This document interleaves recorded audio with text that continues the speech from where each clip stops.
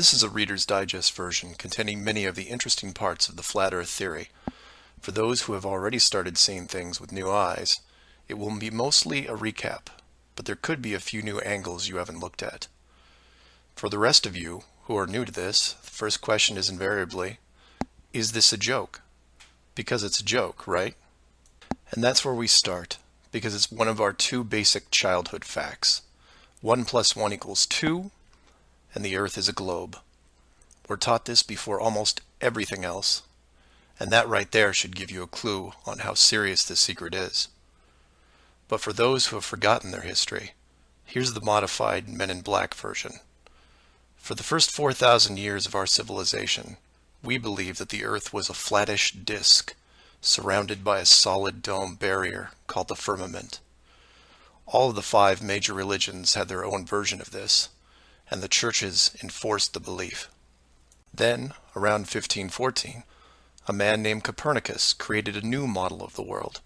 He stated that if the Earth was spinning around 1,100 miles an hour and circling the Sun at 60,000 miles an hour, the world was then round. And while the math more or less worked, there was a problem. It was 1500, and the technology to prove such a theory wasn't there. The first balloon to carry people wasn't invented until 1760. Sailboats were the only travel over water, and the fastest thing on land was a horse. But the new worldview was promoted and took hold. The religions adapted to handle the new reality, and life moved on. More importantly, the globe model was quickly introduced into the education systems. Over the next 500 years, the challenges to this model faded, to the point where the globe was accepted as universally as physical laws such as gravity. Read that again if you didn't absorb it. For 20 generations, people believed that the Earth was round because there was a globe in every classroom they sat in. There was no proof. Hundreds of years went by, and still civilization had no way of proving the theory. Planes were invented around 1900, but until 1957, nothing could go high enough to give a true perspective of where we lived. And that's when everything got strange. The United States and Russia both sent up rockets high enough to take decent pictures, and what they saw scared them a great deal. How do we know they were extremely concerned about the sky? Because the US and Russia immediately started firing nuclear weapons straight up, and they kept firing for the next 4 years. A few things to keep in mind here. First, this was now 1958. Nuclear weapons were very expensive and hard to come by. These also weren't those nominal yield 20 kiloton toys we used on Hiroshima. This was high kiloton to low megaton, and we couldn't get them up fast enough. And the strangeness continued in other places. In 1959, only a year into the atmosphere bombardment, 10 nations, including the United States, made Antarctica off-limits to any colonization. A treaty was put in place and to this day remains intact. Over 50 nations now have signed off on this treaty. Do you know any treaty that has lasted that long between all industrialized nations? Moreover, do you know any piece of real estate in the world that is owned by no one? You would think at the very least one of the large oil companies would use their huge financial resources to explore this region, and yet they don't even petition the idea. The short version of the discovery is this. By 1958, the military had discovered the very solid upper and outer edges of our world, and had to create a way to put up "Do Not Enter" signs without looking obvious. It was tricky, but if there is one thing I have learned about the authority, it's that nothing is left to chance. Most of the work had already been done for them, so their job was primarily in the details. The sky part of the dome was much higher than commercial air traffic, so the only thing they had to worry about there was the space program, which is immediately militarized. The outer border had the natural benefit of not only an extensive ocean, but a scaling decrease in temperature and a steady increase in iceberg frequency to discourage ships, all leading to a permanently frozen landmass that could not be used for any form of agriculture. This ocean and ice layout had worked well for thousands of years because the technology of the current civilization didn't evolve quickly. Sailors avoided cold weather seas whenever possible, and oxygen levels get low enough to harm people, even on high mountains. The brilliance of the design comes in the simple fact that human males are corrupted by power. Corruption so total, in fact, that they would rather hide the world itself rather than risk their power on it. You could theorize that kings and popes were told of the world a long time ago. Maybe an ancient scroll or book. Perhaps an interdimensional being told the tale of what the world looked like. But this was all but dismissed, because even the most powerful leaders of the day couldn't reach the borders. And if they couldn't, what chance did the general public have? It's one thing to be told of the giant impenetrable dome, but it's a whole different animal when you finally stand right next to it. Then the tough decisions have to be made. Do we keep the secret? And how far are we willing to go to keep the status quo? Once they decided to keep the secret, no expense was spared. The rapid progression of rocketry science had to be addressed quickly, and so the moon missions were created. Matt from the NASA channel was right in his thinking that you needed the moon mission event to stage a picture of the Earth from deep orbit, and that couldn't be more true. Establishing NASA as the frontrunner of space exploration also diverted people who would have otherwise created their own space companies for profit. The best engineers, technicians, and pilots were recruited to the NASA space program. Once there, they were compartmentalized on a need-to-know basis. The astronauts know of the deception and are sworn to secrecy under the penalty of whatever motivates them. Private space programs are discouraged, sabotaged, or absorbed into the NASA fold. Private sector spacecraft are just not going to be allowed for several reasons. The most obvious is the collision with the dome itself. The telemetry data from such a mission would show an impact failure at a certain altitude, and if repeated, would raise questions NASA just isn't prepared to answer. There are three perpetual questions about our world that can't be eliminated, but avoided at all costs. These are the questions you should ask yourself and others if this protective layer is going to be lifted. I'd like to preface this with a thank you to Max Malone, a conspiracy hardcore who has a knack for boiling down debates to a single paragraph whenever possible. It was he who said, after over 50 years and thousands of hours of space travel footage, both by NASA and other countries, there is no exterior shot where the astronaut completes the simple act of panning the camera 180 degrees, let alone a full 360-degree sweep. This has never happened on any moon mission, exterior space station, nothing, ever. Statistics will tell you that this would have already happened by accident years ago, but it hasn't, and it won't. This is because of the rule they cannot break, the same rule that applies to television set shows that never show the fourth wall. Why? Because there is no fourth wall. Number 2. When you search online for pictures of the Earth from space, 95% of what you will see is a collection of artificial composite shots. In 2000, when I did this search, there was exactly one picture by NASA showing the bottom part of Africa and Antarctica. Now that picture is hidden within hundreds of simulated images. There are HD cameras everywhere, and no one is taking a shot of the Earth, because you can't get enough altitude to do it. Number 3. The commercial air travel routes for the southern hemisphere are wrong. This is an easy thing you can check out in 60 seconds. Take a map reading of the distance between anywhere near Australia and anywhere in South America. It's a straight shot across the South Pacific. Now find your favorite travel site and try to get there non-stop. See what happens. The routes start turning ridiculous. I used to business travel for years, and I've never seen anything like it. It's the one thing in the general public world they can't hide, the actual distance between these two places. On a round world, the flight is easy, just a straight shot across an ocean. But on a flat world, it becomes the greatest distance between 2 points. There are no shortcuts, so they distract you with multiple connections and layovers. It's only blind luck that the United States was in the northern hemisphere. Otherwise, the increased traffic would have raised eyebrows by now. I know, I know. It's madness. It's lunacy.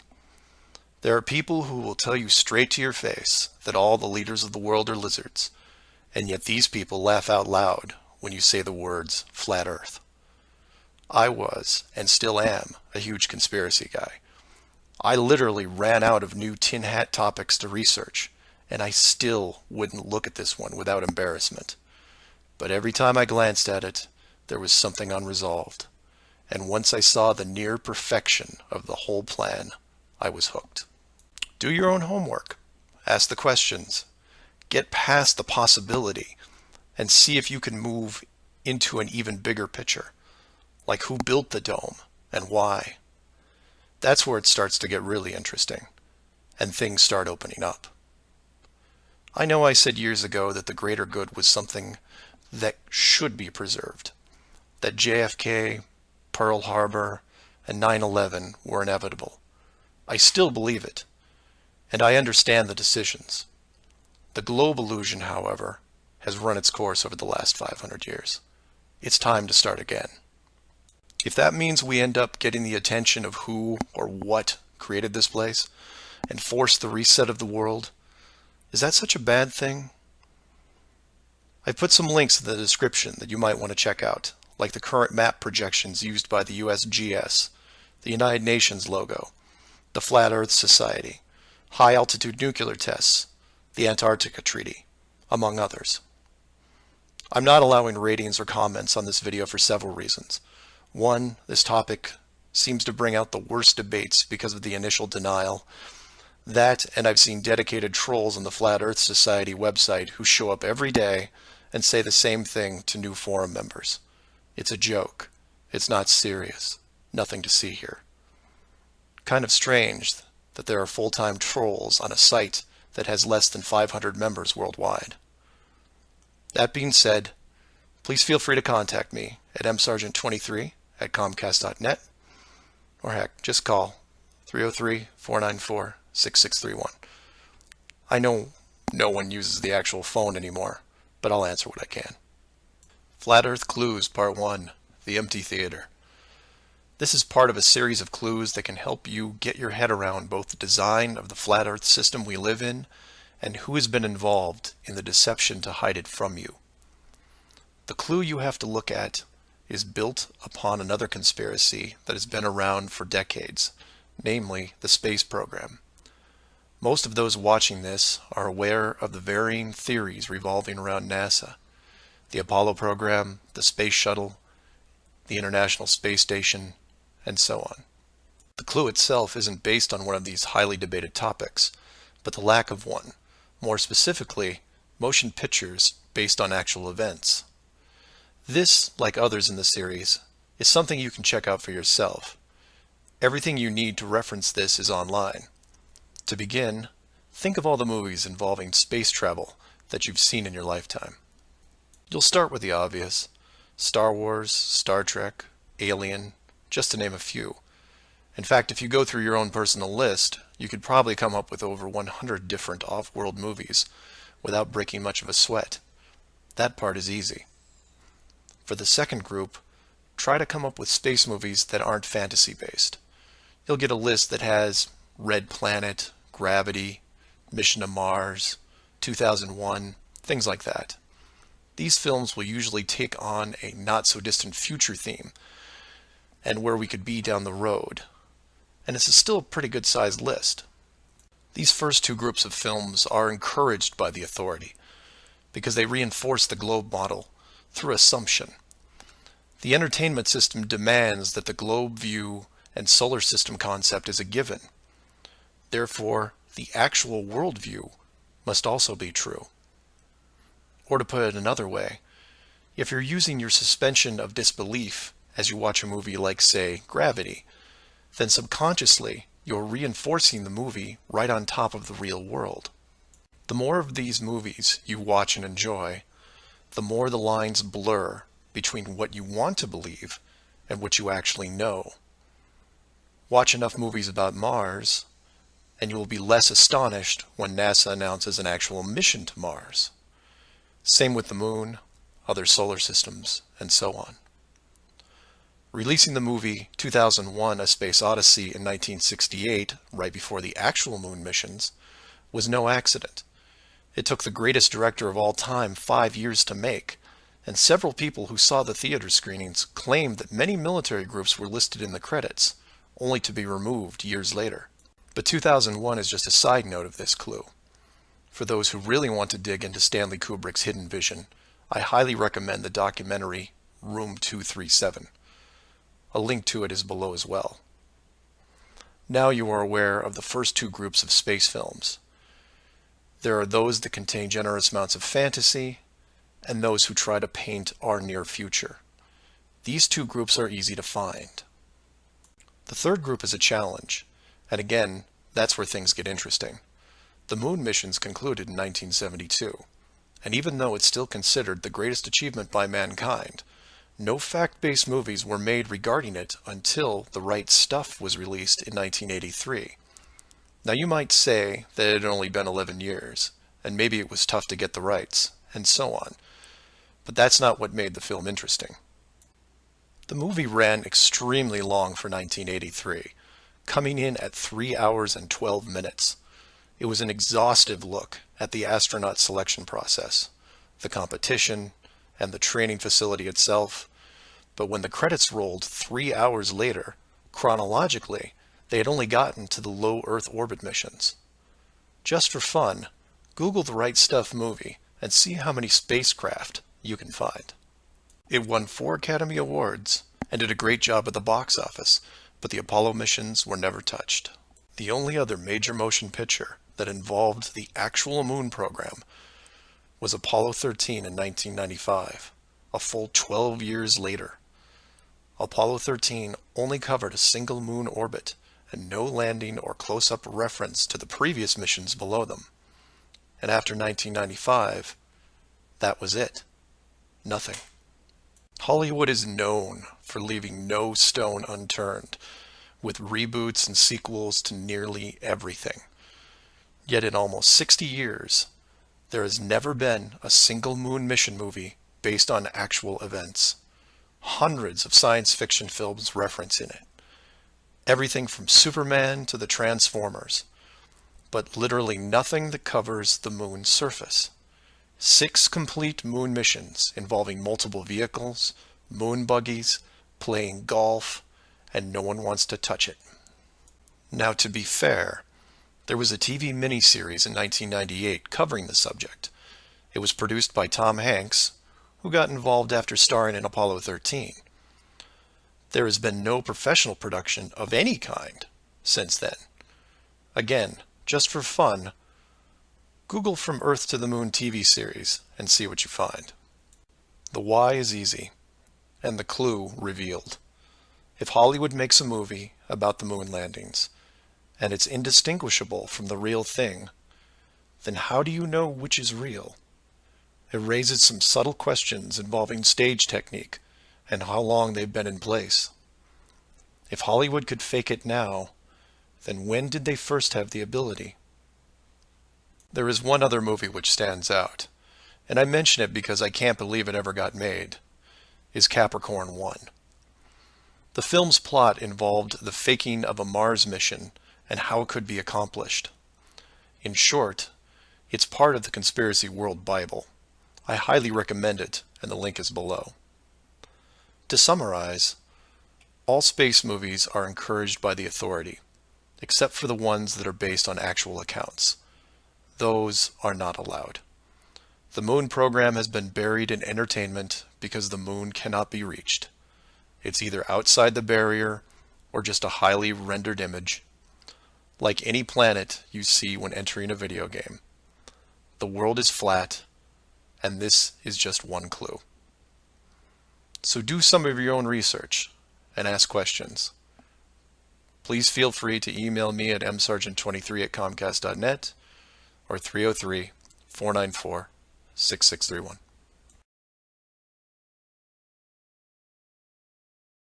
Flat Earth Clues, Part 2, The Bird Wall.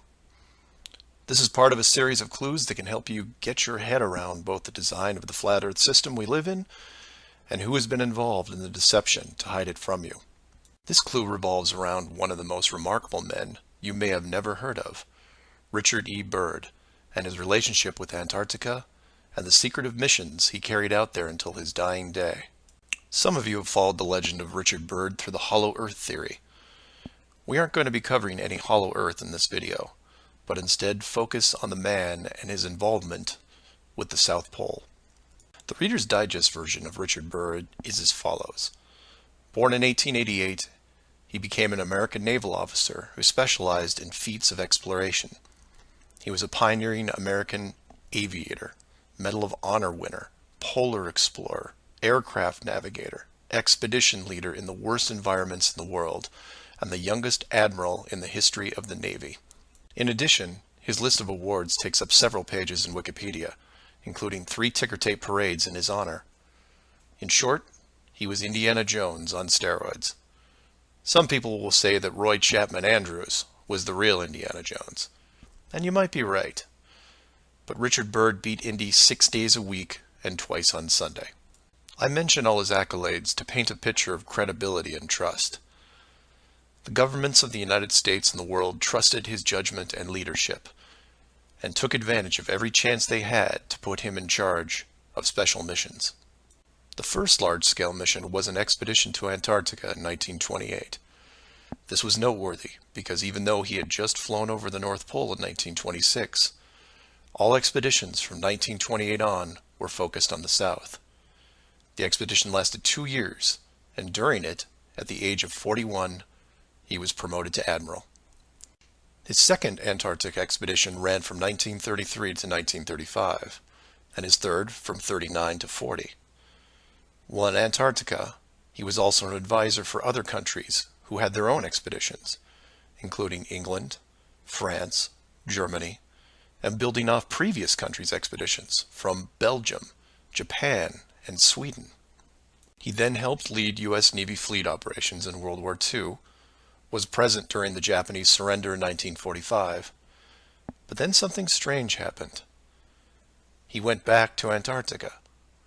Now, some of you aren't surprised because he'd been there since 1928, and I agree with you. It's the how that's interesting here. His fourth trip to Antarctica wasn't an expedition. It was a military operation called Operation High Jump. Commanding an entire aircraft carrier group that included 13 support ships, Admiral Byrd led 4,700 men to the South Pole, for reasons that are still shrouded to this day. Some say they were chasing the remaining Nazi fleet, even though Germany had surrendered a full year earlier. Others say there was a Nazi base established in Antarctica during the war, when Admiral Byrd was absent. None of these theories are important for this video. What we do know is that the U.S. had sent an excessively large military force to the ice, all under the guise of peaceful intentions. During this operation, Admiral Byrd told a Chile newspaper this: "The most important result of his observations and discoveries is the potential effect that they have in relation to the security of the United States. The fantastic speed in which the world is shrinking," recalled the Admiral, "is one of the most important lessons learned during his recent Antarctic exploration. I have to warn my compatriots that the time is ended when we were able to take refuge in our own isolation and rely on the certainty that the distances, the oceans, and the poles were a guarantee of safety." After the operation, Admiral Byrd toured the States and gave interviews, the most interesting of which is a national television show in 1954 called The Long Island's Chronoscope. A horrible name, but a decent show. I've added a segment of it at the end of this video and linked it in the description. During this television interview, he first spoke of an area beyond the South Pole as large as the United States, which no one had set foot on yet. He then went on to say that there would probably be expeditions year after year because the U.S. government had really become interested. The interviewers then probed as to why the interest in the South, when any perceived military threat from Russia, keep in mind this was 1954, would be from the North. He went on to say that it was the most valuable and important place in the world for science. It involved the future of the nation, an untouched reservoir of untapped resources, including coal, oil, minerals, and uranium. He added that at the time of the interview, there were 7 nations currently engaged in Antarctica, including Russia, Australia, Argentina, Chile, and New Zealand. During the interview, the Admiral talked about planning the next military mission to Antarctica. It was called Operation Deep Freeze and ran from 1955 to 1956. The mission was completed, and he supposedly returned home. Now this is where you come in and say, so what? And normally I'd agree with you, except for what happened next. Nothing happened next. The missions just suddenly stopped, and that was it. No other expeditions, military or otherwise, were conducted on the continent, ever. Then a treaty was put in place banning any country from doing basically anything. The end. And if you're wondering what you're missing, it's this. Admiral Byrd goes on television, says that this massive body of land, most of which sits on a plateau 2 miles high, is rich with every resource you could ever want, energy rich, pristine, with no indigenous population or plant life, and every country that has sent teams is ready to carve it up like a big turkey. Not to mention, there's an expanse of land larger than the United States they haven't even looked at yet. And out of the blue, everyone just calls the whole thing off? There are no environmentalists in 1959. This is land of diner food and 20-cent gas. I'm calling total BS on this one. The dollar value of the initial resources find would have fueled armies of greedy companies. So what happened? They found the edge, that's what. And the last thing they were going to do was let unsupervised companies near it, regardless of the money. Even if it was hundreds of miles away, you couldn't allow resource corporations even into a safe area, and then years down the road as they expanded, tell them, oh, sorry, you can't go beyond this point. When the companies would ask why, what would you tell them? And now the interior of Antarctica is off limits, with no revisions until the year 2041. You can take tours of the outer islands, but there is a hidden line enforced by the military that you will not be able to cross, because the interior is actually the exterior edge. It's there, it's hidden, and it's protected. The Earth you live on is flat. So do some of your own research and ask questions. Please feel free to email me at msargent23@comcast.net or 303-494-6631.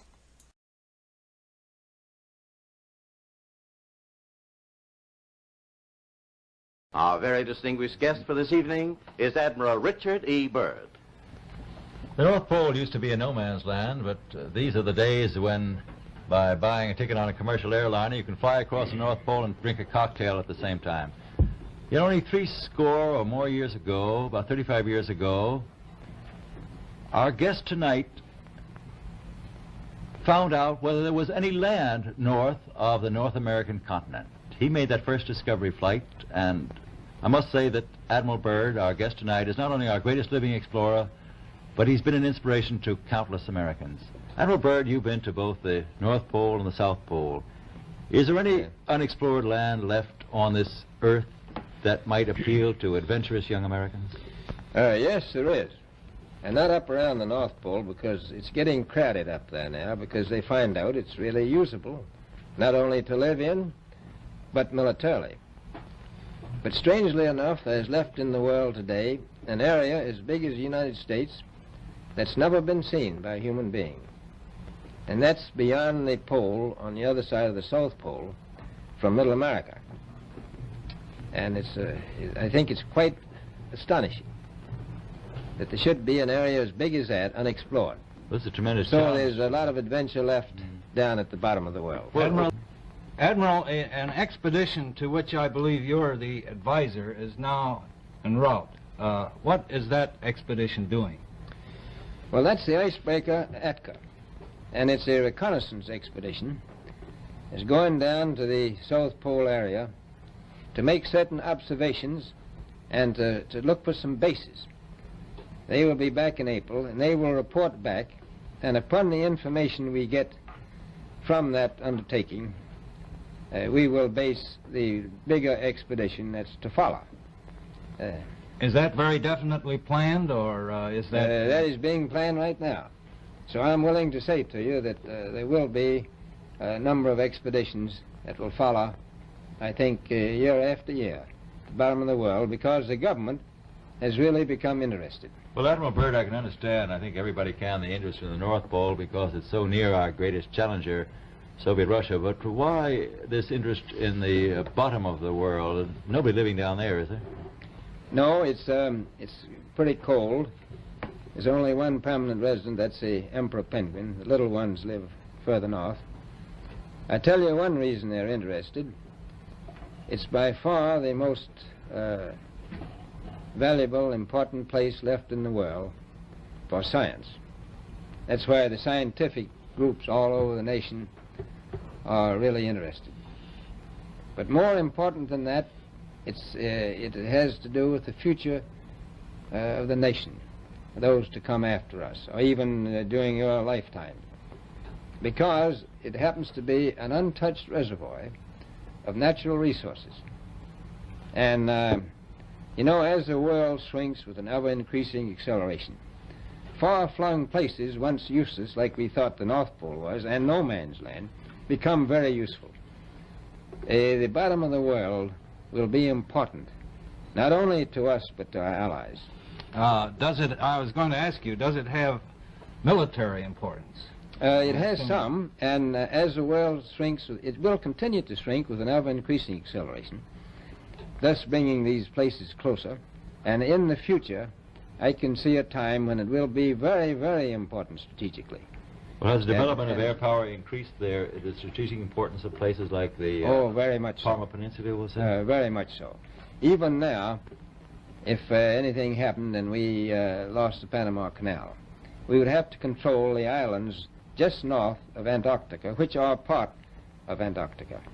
Then between there and Cape... Admiral, you speak of the resources of Antarctica. What are they? What are the natural resources there? Well, we've found enough of coal within 180 miles of the South Pole in a great ridge of mountains. It's not covered with snow, enough to supply the whole world for quite a while. Well, that's the coal. Now, there's evidence of many other minerals. We are pretty sure there's oil. Now, that coal shows the bottom of the world. Now, by far the coldest spot in the world. Where that coal is gets 100 below zero in the winter. Well, it was once tropical. So we think there's oil there, and there's evidence, probably uranium there.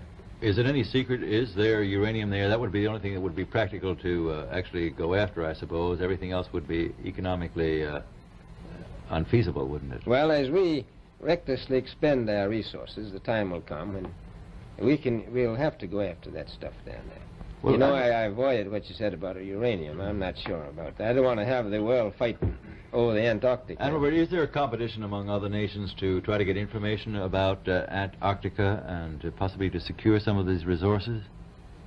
Well, yes. There are now 7 nations very much interested. Russia is interested tremendously. That I'm sure of. Australia has an expedition down there. The Argentine, the Chile, New Zealand, Britain, and so on. Now, you can understand those people down there being interested because they live down there, the New Zealanders, the Argentinians, the Chileans, and Australians. And so we don't do much about claiming anything. Admiral, you make this sound a little crowded. Are there that many expeditions now there or en route there? Well, you know, as I said, it's the most peaceful place in the world, but I don't think it will be for long because of this intense interest on the part of other nations and this nation. Flat Earth Clues, Part 3, The Map Makers. This is part of a series of clues that can help you get your head around both the design of the flat Earth system we live in and who has been involved in the deception to hide it from you. This clue looks into the USGS, otherwise known as the Map Makers of the World, and a few surprising things that they and others have in common with the flat Earth idea. All the reference links are provided in the description below, and I encourage you to check them out. For those of you outside the United States, USGS stands for United States Geological Survey, a scientific branch of the U.S. government. Formed in 1879, and with the help of the ever-expanding American Empire, they quickly became the premier map makers of the known world. Currently, they have around 9,000 employees and an annual budget of over $1 billion a year. They also have extensive science departments covering biology, geography, geology, hydrology, and many programs tied to them. Their motto since the 1990s has been "Science for a Changing World," and I'm going to show you how true that really is. What does this large, really boring government group have to do with the flat Earth? To understand that, you have to look into their origins, which is in geography. To do this, you'll need to open another page that specializes in maps. The maps you see in this video are from Wikipedia, but there are others you can reference as well. The wiki list of map projections isn't much to look at as a whole, although there are a number of interesting takes on the world view. Not only do they have just about every perspective when it comes to the land we live on, but some detailed information on where the map originated, including name type, the origin or creator, and the year the map perspective was proposed. Now, some of these will be very familiar, especially the ones that you would see on your classroom wall. There are a number of variations here, but the one that has been debated on recently would be this one, the Gauls-Peters, which accurately shows the size difference between the continents, the most obvious clue being that the white continent of Greenland is actually tiny compared to Africa. But I digress. If you keep going down through all the different shapes, you'll get into circular maps, but only one of these is a top-down perspective that shows the continents in the center, surrounded by an unbroken ring of ice. In Wiki, it's called the azimuthal equidistant, and just to make it easier, I'm going to abbreviate and call it AE for short. Why is this map so interesting? Well, if you're looking at the Wiki page, you'll spot a few reasons. The first is that in the notes section of the map, and I quote, "Used by the USGS in the National Atlas of the United States." It also mentions that it is used as the emblem of the United Nations. Of all the maps on this screen, it is the only one that references a group of any kind. And if you keep this page open and navigate over to the Flat Earth section of Wiki, you'll notice towards the bottom of the page a similar map. I've referenced it here, and you can tell quite easily it's identical, but not referenced or linked as the AE model. To make things even more strange, we go back to the USGS model, and you see that it was first proposed 1,000 years ago, and you may think, well, that's a bad link. So you compare it with the person who proposed it, and you get this guy, Al-Biruni. Who was Al-Biruni? Well, he lived around 1,000 years ago and was considered one of the greatest scholars of his era, schooled in multiple sciences. Have you ever heard of him? I hadn't. Maybe it's multiple bad references in Wiki. Well, no, because NASA knows who he is and named this moon crater after him. So why is the USGS using a version of the world map designed by a 1,000-year-old Persian scientist? Because it's correct. That's why. So to be clear, let's compare them again. The United Nations flag, the USGS official map of the Earth, and the Flat Earth model. All identical, but one isn't recognized and instead ridiculed as an outdated look at the world. And this is one of those political quandaries that the authority gets stuck in. The short version is this.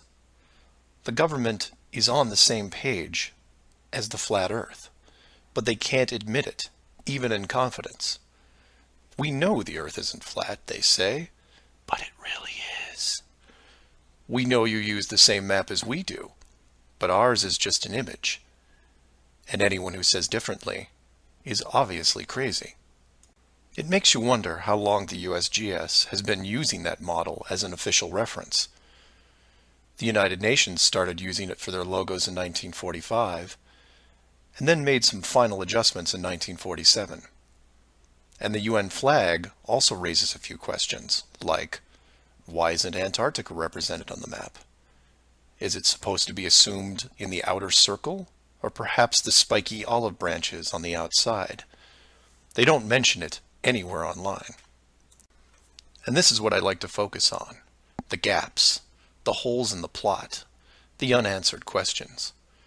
The USGS using the same map as the flat Earth, but not saying why, not recognizing it, or that you can't link the very same image from the Flat Earth Wiki back to the actual AE definition of the projection.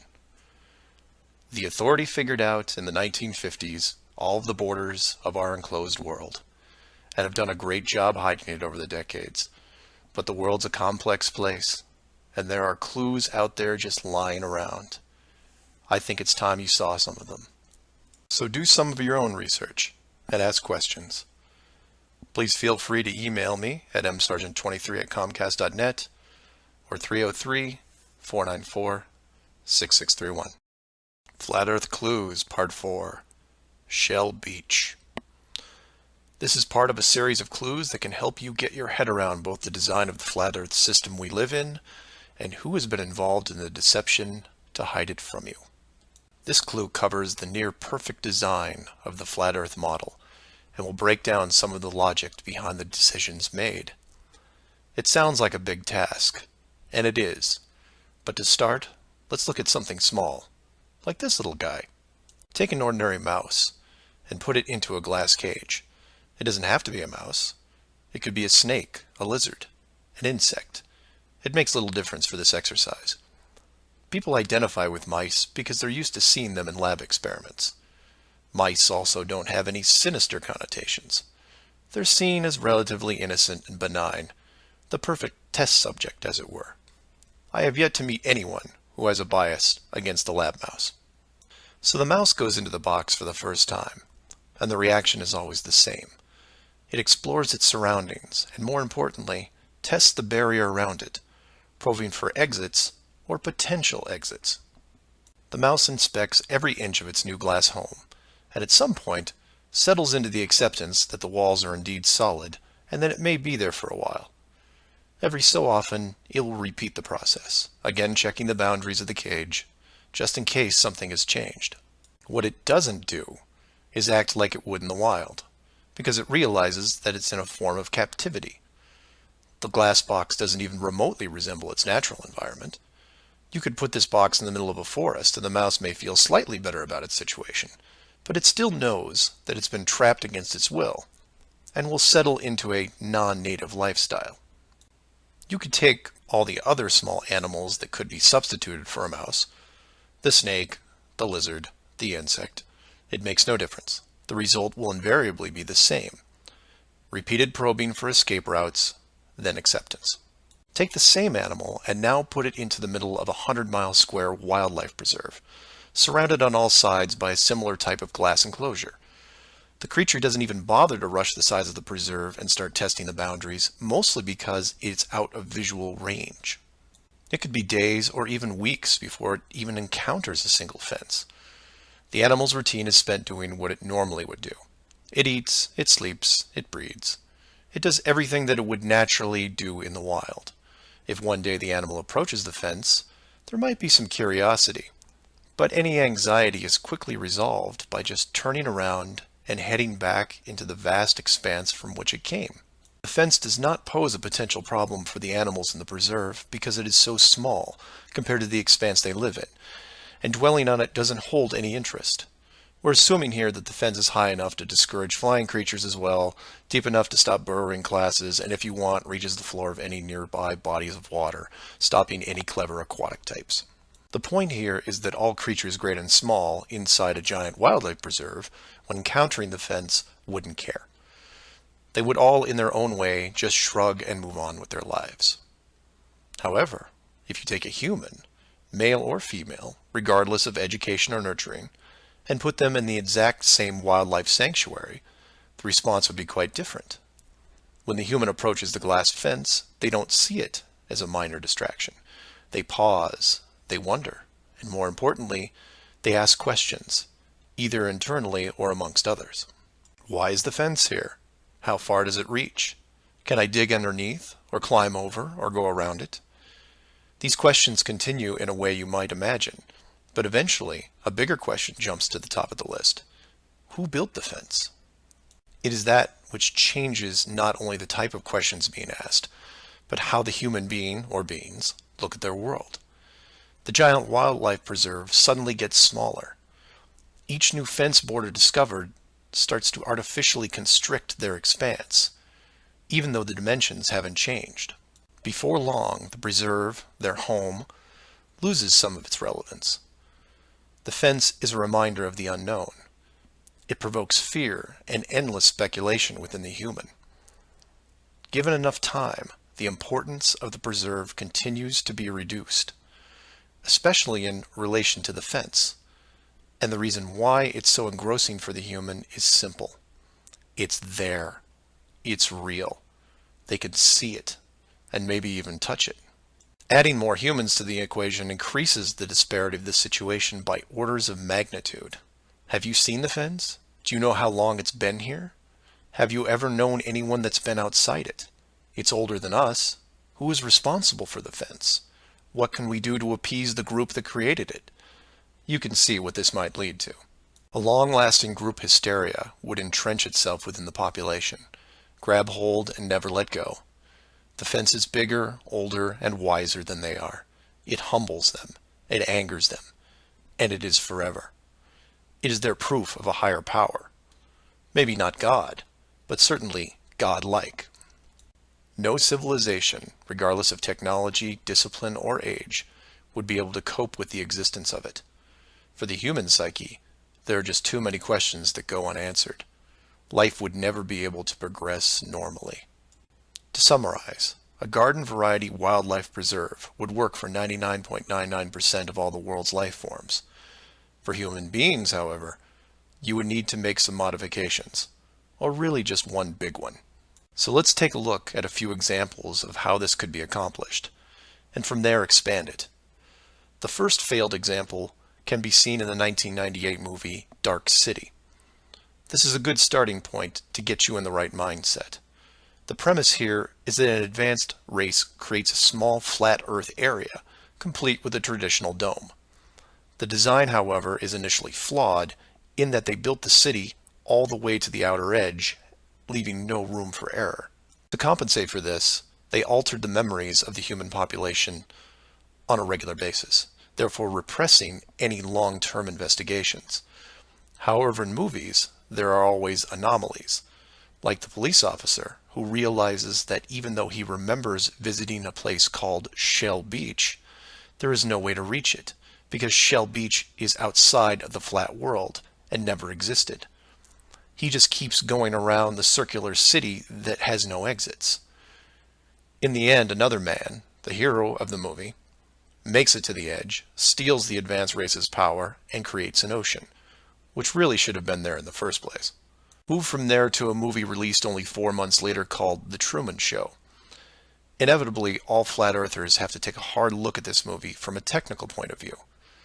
The movie follows the same lines as Dark City, but in a much more relatable premise, that of a giant television stage built so that the outside world can watch a person go through his life without any knowledge that he is living inside a flat world, surrounded by a physical dome. The movie is interesting on several levels, including construction. Using their existing model of a small town, bordered on one side by a large lagoon and wilderness, and the other a seemingly expansive ocean, while better than Dark City, still had its flaws. For one, it was less than 20 miles across, and even though Truman's desire to explore was repressed, there was still a chance that he would venture to the outer edge, which is where the movie ended. But for the most part, it worked. Truman believed the entire scenario because he was born into it, and then lived 30-plus years without any reason to doubt where he was, which could be said for any of us. If it wasn't for the, and we'll say movie mistakes, that the studio fell victim to, then the show would have never ended. And this then raises hypothetical scenarios like, how many kids like Truman could you have raised inside that dome? 10? 50? Now, logistically, you can see how it might be problematic in keeping tabs on that many kids, especially as they got older. But with enough sleight of hand, it could be possible. A fictional situation just like that was made into the 2004 movie, The Village. And even though it turned into one of those M. Night Shyamalan plot twist things, the premise was very feasible. A wealthy group of idealists buy a large parcel of land in an existing wildlife preserve, create a small town from the 1800s, and raise children there. They pay off government officials to keep planes far away and spread a myth that monsters live in the forest. As far as the kids are concerned, they actually are living in a small Pennsylvania town in the 1800s. And being born into it, why wouldn't they?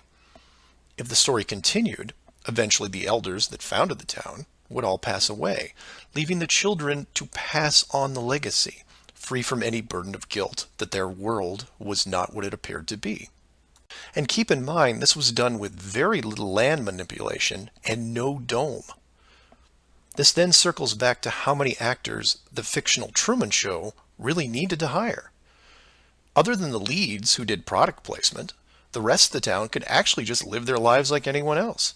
Use phone lines to call outside, go to restaurants, watch television at home, and so on. But again, I digress. Assuming the technology was possible, how many people like Truman could you keep in a dome the size of, say, a state that was hundreds of miles across? Probably thousands. If you kept expanding the size of the dome to a few thousand miles, well, then you're talking millions. But when it gets that big, something interesting happens. You don't need the actors anymore. Start it up like The Village, and within just a few generations, everyone is oblivious. And you can leave them to their own devices. Starting to sound familiar? In fact, the larger you make the enclosed world, the less micromanaging needs to be done. It gets easier as it scales up. This brings us back to the missing modification you need for the human race. To keep the storylines consistent and remove all the hocus pocus of monsters in the woods or that you can't get to Shell Beach, you place in gradual negative reinforcement, one that creates an illusion of choice. Say, for example, that Truman went out in the sailboat the same as before, but this time the dome was twice the size and the simulated ocean far larger. How far would he travel before getting hungry, thirsty, or tired? The movie ending is then in doubt. And if you compare this scenario where you are now, then you start to see it. Look at the flat Earth map again. Continents grouped in the center, surrounded in all directions by hundreds of miles of salt water. Think about how much further ancient ships would have traveled if you could drink what you were sailing on. As you move closer to the edge, the temperature starts taking a nosedive. Then you start seeing icebergs. If that doesn't stop you, then you run into what we call Antarctica, which is a steep climb 2 miles up with no plant life or indigenous livestock animals. And if you had the wherewithal to make it that far, you would still have hundreds of miles of endless ice and snow. It's easy to see why so few people have gone the distance. Compare this to the upper ceiling, which is much easier to maintain. You simply decrease the oxygen rates so that every 1,000 feet up, it gets more difficult to breathe. This slows down exploration over mountain ranges and discourages limited control flight, such as balloons. Also keep in mind that the dome itself doesn't have to be that high in relation to the outer ring. With commercial aircraft capping out at 10 miles and rockets less than 400, the dome would actually look more like a stadium roof, depending on how you wanted to display things like the sun, moon, and stars. An enclosed world with these type of safeguards would be able to sustain an unknowing population for, say, what, 4,500 years? Then you could artificially introduce a globe model into the scientific community, before the civilization technology reaches a point that could lead to discovery. And 500 years later, here we are. A civilization inside an amazing structure, doing what we would naturally do, while the authority stands by the gate and fears the consequences if we ever found out for ourselves. So do some of your own research and ask questions. Please feel free to email me at msargent23@comcast.net or 303-494-6631. Flat Earth Clues Part 5, The Status Quo. This is part of a series of clues that can help you get your head around both the design of the flat Earth system we live in and who has been involved in the deception to hide it from you. This clue covers the inevitable and sometimes frustrating question of why the authority would go to all the trouble of hiding the flat Earth. My hope here is to show you different angles and a progression of events, all of which lead to a very changed world, both physically and mentally. To open, we have to go way back to when the world was a much more simple place. You had your 5 major religions, including Buddhism, Hinduism, Judaism, Islam, and Christianity. Each of these groups had their own version of what is known in Genesis as the firmament, or the flat circular world enclosed by a solid dome-like barrier from where the creator, or creators, looked on. I'm not going to explore all the subtle differences between the groups. Suffice it to say that it's interesting that despite their differences that led to acts of horrible violence between them, there was no real Earth model debate. So around 500 years ago, the science community, led by Copernicus, who probably had a little help, introduced what we now know as the heliocentric, or globe model of the world, which in turn changed the solar system, galaxy, and so on. The religions, seeing that this globe model was gaining popularity, feared a loss in the fan base, so they all adapted their religion to include the globe model.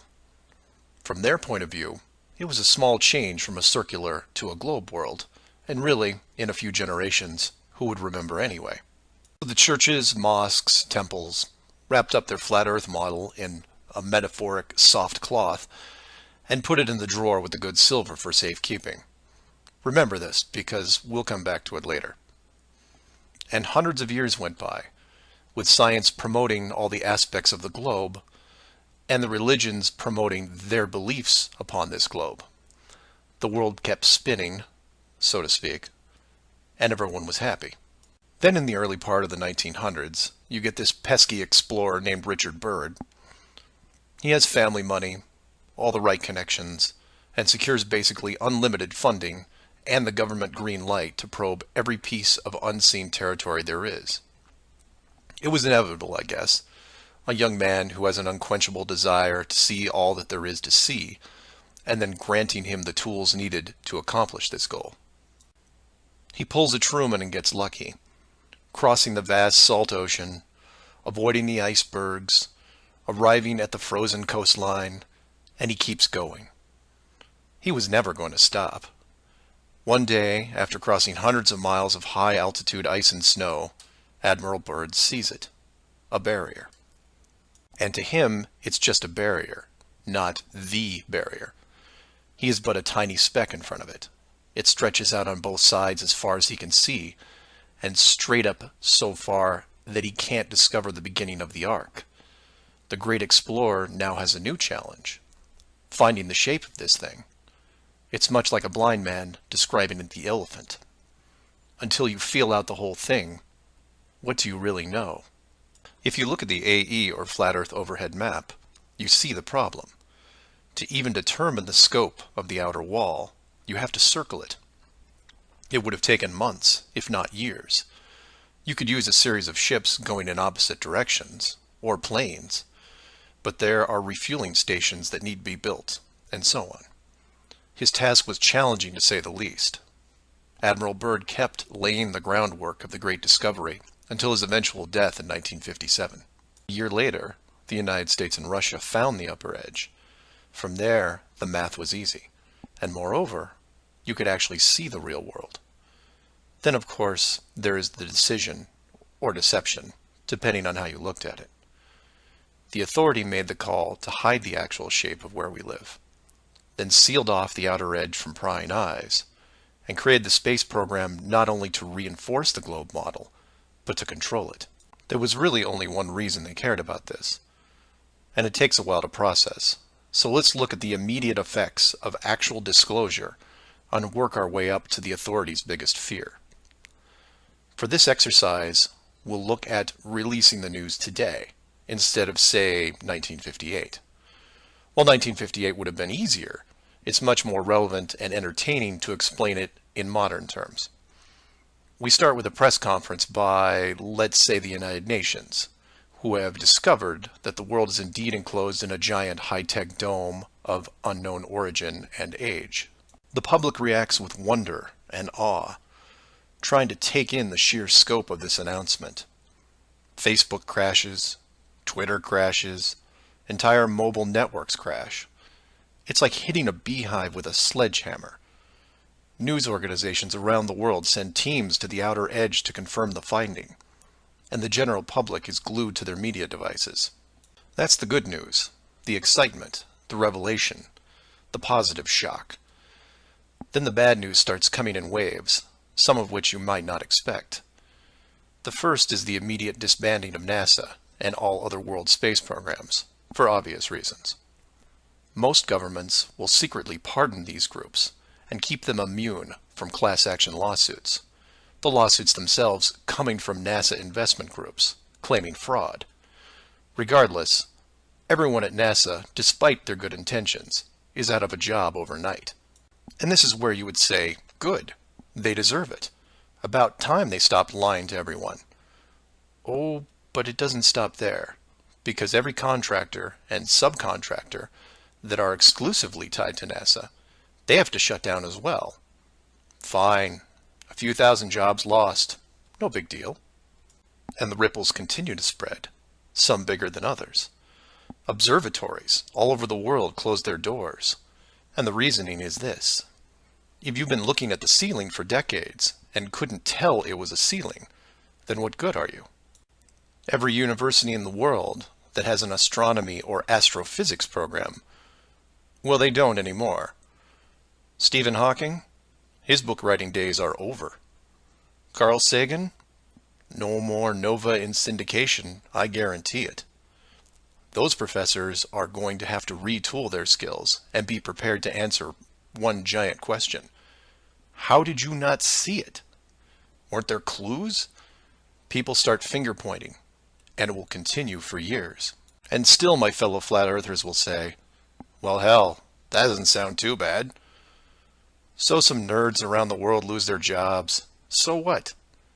You don't get off that easy, is what? Finger pointing at the now defunct NASA will then turn to finger pointing at the government, who directed the whole thing. This is where we run into some dangerous ground, involving things like the Ark of the Covenant, the Holy Grail, and the Ring of Power. And you say, you lost me.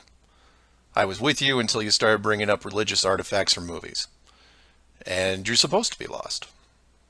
Of the 5 major religions we mentioned earlier, those being Buddhism, Hinduism, Judaism, Islam, and Christianity, none have been able to produce a supernatural object over the last 5,000 years. And trust me, it would be beneficial to do so. The Ark of the Covenant would benefit Judaism, the Holy Grail Christianity, and the Ring of Power, well, that benefits someone else. Maybe I'll leave alone for now. The point is that all religions are actively seeking their leverage against science. You've heard of the division between church and state. Well, here it is. Advantage church. The barrier becomes a giant religious symbol, and since it is backed by the Big Five, it also becomes universal. The Big Five then go into their drawer with the good silver and pull out this belief that was forgotten but not lost, and say, we knew it all along, and science lied to us. Temporarily, all religions unite against science, who has been only moderately weakened by the removal of their astronomy and astrophysics divisions. But the public won't care, because they will listen to the group shouting the loudest, and no one yells louder than the church.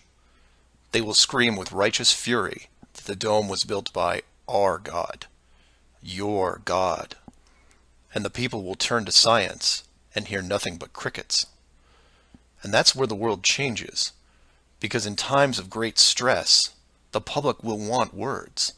And while religion has no shortage of them, science simply is incapable of taking leaps of faith. I'll take a glass half full approach and say that anyone listening to this is probably an intelligent, rational person, one who can make informed decisions outside of the conventional doctrine. But for every one of you, there are hundreds, if not thousands, of mouth-breathing troglodytes who will not walk but run to the respective house of religion and say, "You were right about this. What else can you teach me?" This is what fills the current authority with pause. The unknown response to that question. Will religion take the high road and work with what remains of science to discover the truth? It's possible, I suppose. It's also possible that religion will combine this technologically advanced society with a revitalized and aggressive doctrine that then transforms daily life into something that makes the book 1984 seem like a Saturday morning cartoon show. I'm hoping that mankind will prove me wrong, but so far, that isn't the case. So do some of your own research and ask questions. Please feel free to email me at msargent23@comcast.net or 303-494-6631. Flat Earth Clues Part 6, Depth Perception. This is part of a series of clues that can help you get your head around both the design of the flat Earth system we live in and who has been involved in the deception to hide it from you. This clue looks into the inevitable design question below the surface, or more specifically, how thick the flat Earth design would need to be.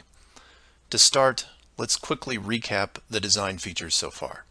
A basic dome structure made up of advanced high-density material, thousands of miles wide, and at least 100 miles in height. The ceiling of said structure being projected upon by an ultra-high-definition system using super LED technology and a combination of 2D and 3D imaging to simulate all celestial bodies, including sun, moon, stars, and so on. This ceiling is then protected by a scaling decrease in temperature and oxygen levels to the point where human life isn't naturally sustainable above 4 miles. The lower surface of the dome structure consists of an organic layout of continents, grouped at the center, ensuring that no land bridge exists to the outer ring.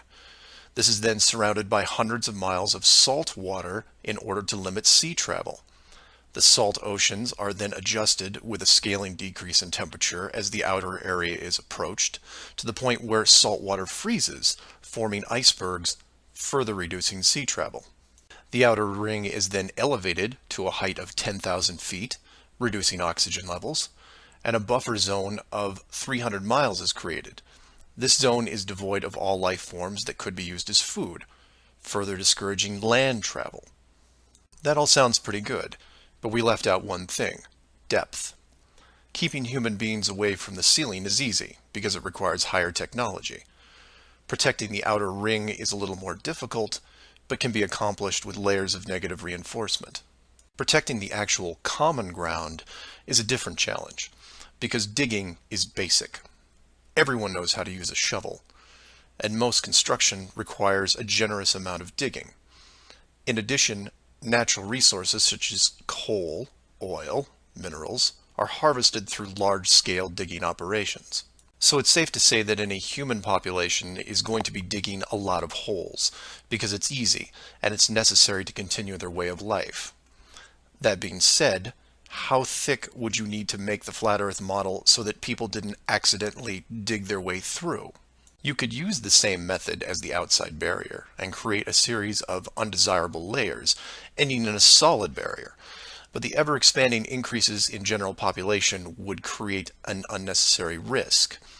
If the bottom of the flat Earth was composed of, say, an unbreakable material, this would pique the digger's curiosity, and if repeated all over the world, would raise suspicions of design. while a solid barrier works at the end of a frozen wasteland where no one is venturing or allowed, it doesn't do much if it's found in a mining quarry or someone's backyard. For that, you need something that hasn't been used up to this point. A scaling increase in temperature, all the way to an ignition flashpoint and then beyond.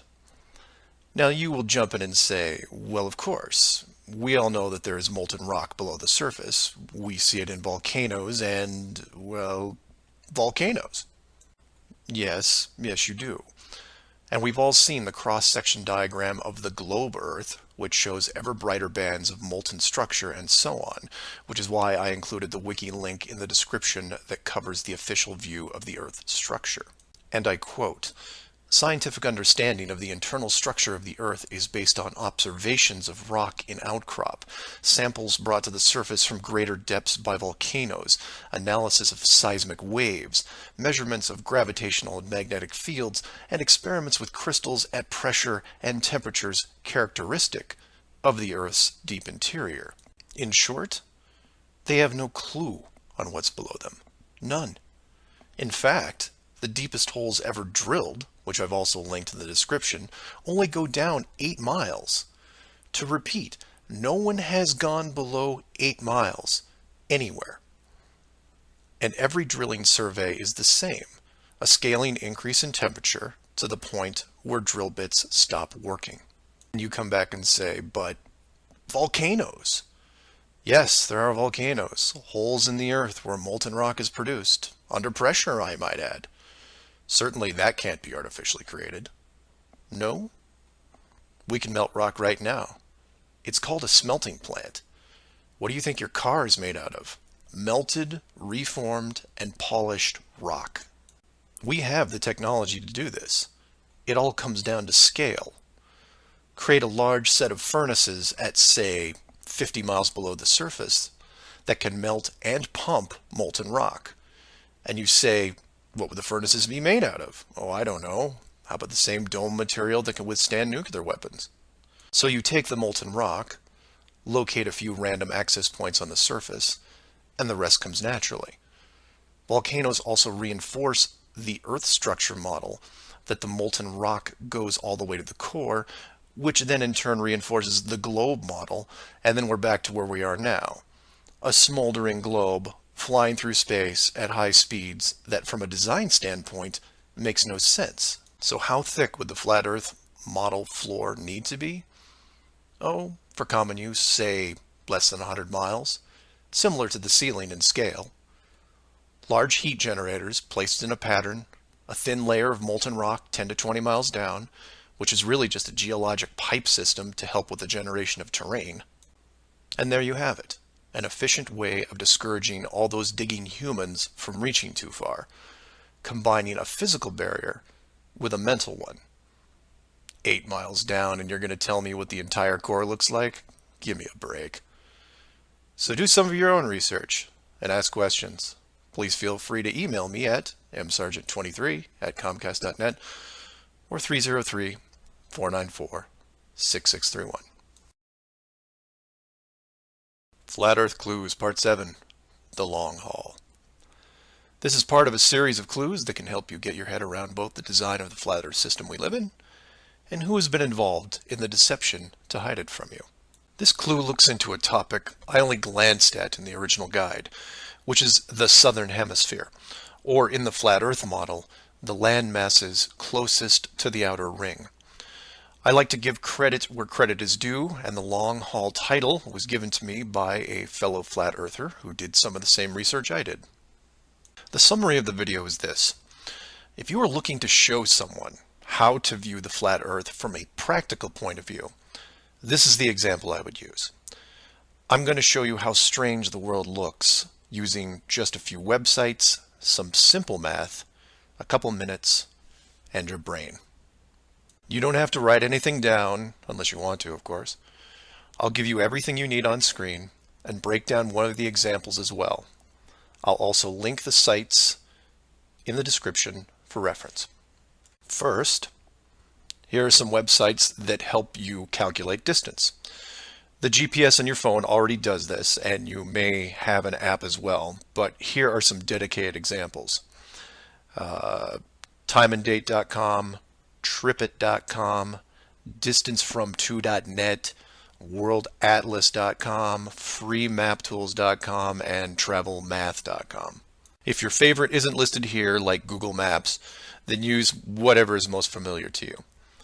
Now we are going to look at two specific groups of cities. The first group is going to be from the area around Australia, including New Zealand. We'll call this Group 1.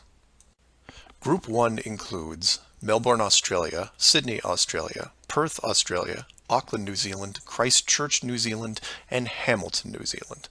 The second group is going to be some cities in South America, all in the southern hemisphere. I mention this because if you go high enough, you will run into a few cities that won't work. Group 2 includes Rio de Janeiro, Brazil, Sao Paulo, Brazil, Brasilia, Brazil, Buenos Aires, Argentina, Lima, Peru, and Santiago, Chile. Again, there is a link in the description with many other airports. Now, these two groups are interchangeable, as you would imagine, so you can start or end with either Group 1 or 2. The results will be the same, and just to make it interesting, I'll use a slightly different example, which a fellow flat earther did the legwork on, and show you that even these two groups aren't exclusive. So you take anything from Group 1 and anything from Group 2, and you get some distances, ranging from 6,000 to 8,000 miles roughly. That's all I want you to do here is get that part in your head, noticing that the route is bent because they have to account for the curvature of the Earth. All these directions are what you would expect, a straight shot over the South Pacific Ocean. Now, just to prove it's not an exclusive route, instead of starting in, say, Rio and landing in Auckland, I'll start what should be the opposite side in Cape Town, South Africa, which is roughly the same distance on a globe Earth coming in at 7,300 miles. Notice on the map it's still a straight shot through the Indian Ocean and not crossing any countries, an easy route. I try to book my flight. For this example, we use TravelMath, but you can use whatever is easiest in your country, like Priceline, Expedia, Travelocity. It will make no difference because they're all tied to the same system. And this is when everything goes wrong. So the first leg, the airlines don't send me due east, but instead shoot me 4,700 miles almost due north to Dubai. Okay, maybe we're just picking up people. Seems a bit excessive, but I'll go with it. I'm probably comfortable in my seat drinking vodka tonics anyway. And from Dubai, it should be a straight shot home to Auckland, right? No. Now they send me southeast to Melbourne, a mere 7,300 miles. And then finally a third leg from Melbourne to Auckland coming in at around 1,600 miles. I'm rounding up or down to make the math easier. Regardless, the total miles for this flight is almost double what should be expected, coming in at 13,600 miles. In addition, the trip took me 37 hours. How long should it have taken? Well, in a 777, about 12. Now this is where you come in and say, well, it's probably an isolated incident, or some strange connection thing. You know how the airlines are. Oh no, my friends. We can do this all day. This roulette table is rigged, and there is no way to get a fair game. The first part of the clue is the utter lack of non-stop flights from anywhere in this hemisphere, which is why I gave you multiple cities in each group. And here's the plot hole for you. Flying from international cities like Sydney, Rio, Santiago, or anywhere else close by, you can't get a single non-stop flight, no matter how much money you pay. I tried to do this for an entire night, and it was like playing an online casino game, one that I was losing most of the time. The connections kept coming in like spam windows. Start in Christchurch, go to Auckland. Start in Auckland, go to Sydney. Start in Sydney, go to Dubai or Los Angeles or somewhere else that makes no sense. Some of these connections took the trip over 50 hours to complete. Go ahead, try it yourself. You may find one nonstop. But even then, the strangeness doesn't end there, because the speed is wrong. For reference, I included an optimum cruising speed guide from a commercial pilots forum that lists all the international aircraft used in these routes. A 777, the current state-of-the-art flagship plane, designed for maximum fuel efficiency, has a cruising speed of 640 miles an hour. 7,400 miles comes in at around 12 hours. Try to find this route. It doesn't exist. It can't. The closest I came was a one-connection flight with a 3-hour layover. The total flight time was 20 hours. 20 take away 3 is 17. Not 12. And this might work if the plane was doing, say, 430 miles an hour. But it's not. In fact, the slowest cruising speed I found was an older Airbus just around 593. But this is all just numbers, right? It is until you pull up the flat Earth map and look at the farthest 2 points, which just coincidentally are anywhere in Australia and most of South America. Or my example of Lower Africa, which you can see isn't west at all. It's a shell game, and a very good one at that. Keep people guessing with multiple connections and layovers, jumping from city to city. People just sit in their seats, trying to sleep through it. And then it hits you. Well, the pilots would know, right? They fly all day, every day. Certainly, they would have figured it out by now. Some of them would get suspicious, sure. Any decent navigator will be able to work out the speed, fuel consumption, and odd connections. But imagine what they would have to get their head around. First, they would have to ignore the world GPS system that has been leading them to their destinations without error. If you want some interesting side reading, check out the link on the history of the GPS. And I quote, "Developed in 1973 to overcome the limitations of previous navigation systems, integrating ideas from several predecessors, including a number of classified engineering design studies from the 1960s. Oh, and by the way, was created by the Department of Defense, the same people that closed off Antarctica. GPS went fully live in 1995. So if you were a pilot before then, you might have been able to pick up a breadcrumb trail. After that, very difficult.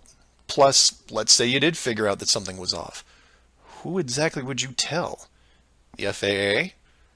You would be looking around and wondering why you were the only one to see it. And then what? You make the leap of faith and see that the entire map system is wrong? Never gonna happen. You might as well just tell them that an alien spacecraft followed your plane around for 2 hours. We know what happens then. Start playing Flight Time Casino for yourself. See what interesting things you can discover. And while you're at it, show it to any pilots that you know. But don't forget to leave the words flat Earth out, because that's crazy, right? So do some of your own research and ask questions. Please feel free to email me at msargent23@comcast.net or 303-494-6631. Flat Earth Clues, Part 8, The Creative Force. This flat Earth perspective takes a look at the design from the ever-present why standpoint. And although it will review some of the dome technical features already discussed, I'll try to do it from a different angle, or more specifically, why I might build it. Someone mentioned to me recently that while the dome was a very big concept, it made the world much smaller. Kind of like what Admiral Byrd expressed in an interview all those years ago. This someone also said that it made them sad, which I understood. And while I did what I could to comfort this person, I realized that I could have done more. So this video is for the people who look upon this world with their new eyes and start drifting into a state of melancholy. To preface, this isn't jail, nor are you lab rats. And before I'm done, I hope to show you a version of why. To start, let's look at an old story, one that you may have heard, involving another enclosed world, kind of like yours. I say kind of like yours because the finished design that you are sitting in right now took several revisions in just about every aspect, much like any project.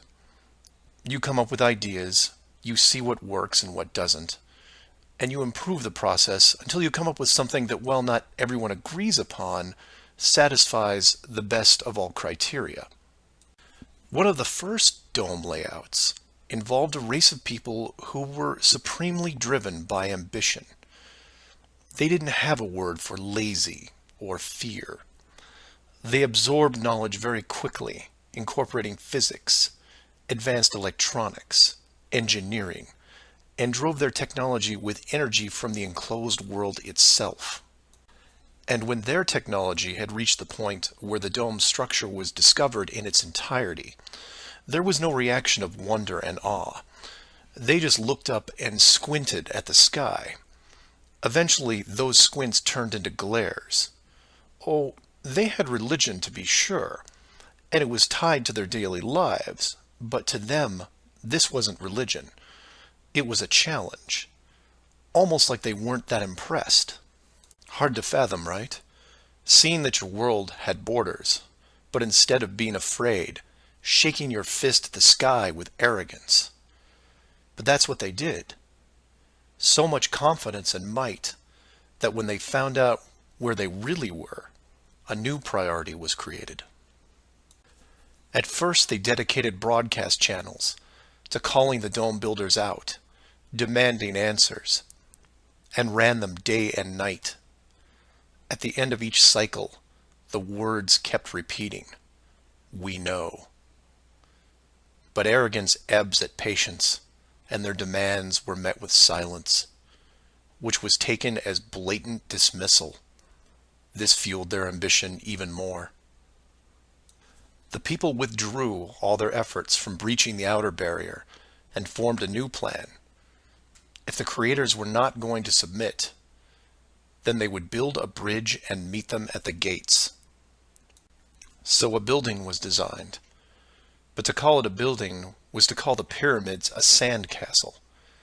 It was the greatest structure ever conceived, at least to them. It was to be over 30 miles wide and hundreds of miles high, enough to reach the dome ceiling itself, where they would meet the builders face to face. They abandoned nature completely and pushed aside ecologic systems to accomplish their goal. They cannibalized entire mountain ranges, which they used to admire and love, to acquire the raw material for the awesome structure. The work crews built with flawless precision, and it was obvious that it was going to succeed. A bridge to the edge of the sky itself. The work would only pause long enough for the mighty armies below to look up and yell, "We come for you," so loudly that on a clear day you could actually feel the dome shake. And the creators, faced with their first great challenge, decided to start again. And the people were changed, their language fragmented so that the builders couldn't continue. The tower was dismantled, their technology removed and forgotten, and the people scattered. A new group was introduced to the dome, divided in every way imaginable, so that unity was next to impossible, and everything slowed down. Languages evolved and devolved into other dialects, and the languages produced text, which produced different forms of culture, and some amazing things began to happen, the most important of which was the arts. The dome builders saw the artistic pool develop into several distinct forms. Everything drawn in any medium on a flat surface. Everything molded that took on a three-dimensional shape. Everything that produced music. All things that make up the human form and motion. And all the written works. Pictures, sculptures, music, dance, literature, the arts. Driven by passion, it is the very essence of what is good in humanity. Once this was recognized, all dome methods put in place were to cultivate and enhance this process. Land masses were adjusted with geology and temperature to support every kind of terrain, with mountains, rivers, oceans, plains, forests, jungles, deserts, all of it stunning, all of it stimulating the human mind, nourishing it. And the modifications continued, with seemingly endless shades of weather. The sky was overhauled, a moon added, and layers upon layers upon layers of stars, so that one day, when the people were able to see further than their own eyes, there would still be something new to see. And the arts flourished, but there was a cost.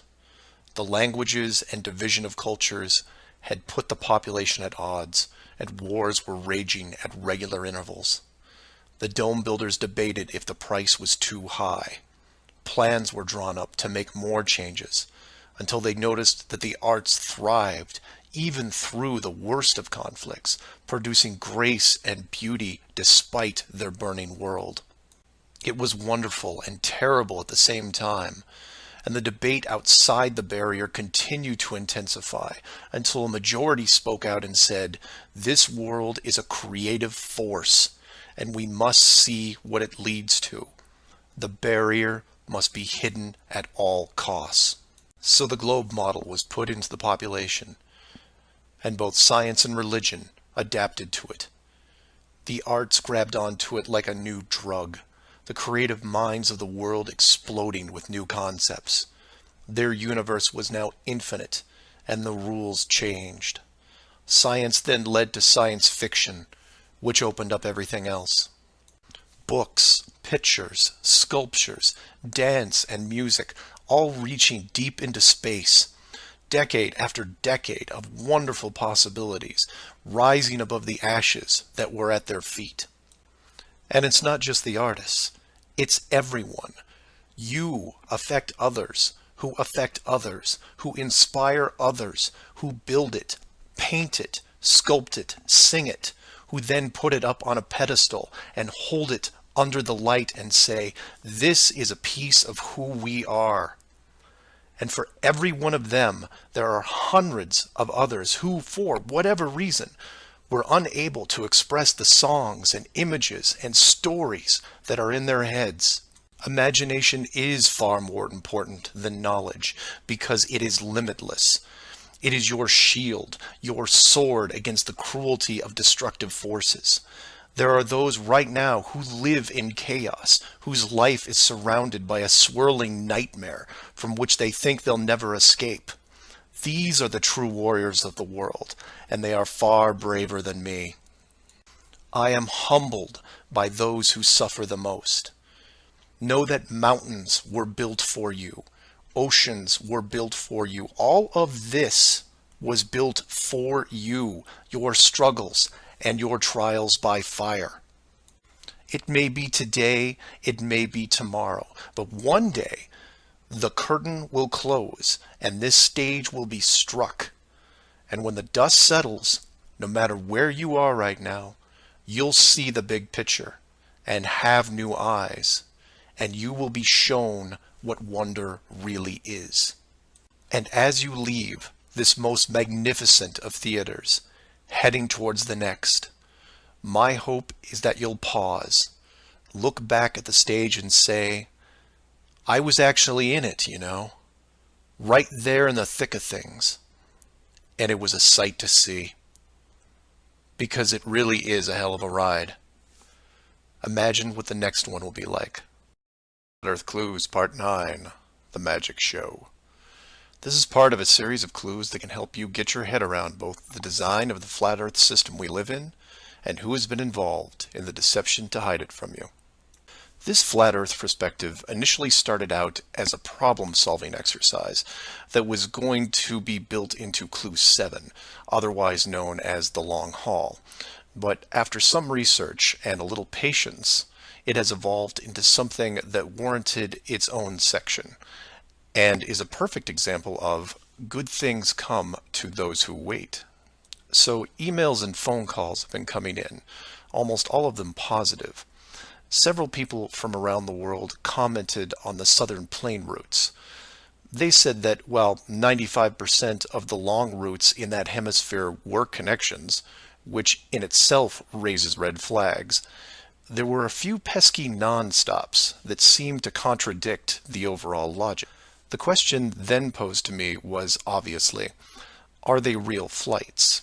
Could they be put there to throw the Flat Earth group off? If it was a trick, could I figure out what it was and how it was accomplished? I accepted the challenge and started my impression of Morgan Freeman as he went up against the Four Horsemen magician crew. Now, admittedly, I was skeptical to start, because the flights went against the third rule, that being the flat Earth has no shortcuts. Only a globe has shortcuts. As in magic, I had to assume the rule was not being broken, but only hidden, or having the illusion of being broken. But first, I had to see the trick itself. I had to see the planes in question, and see them make the route. Anyone can list a flight, but does it actually go from point A to point B? With the help of several other people, this was then put to the test.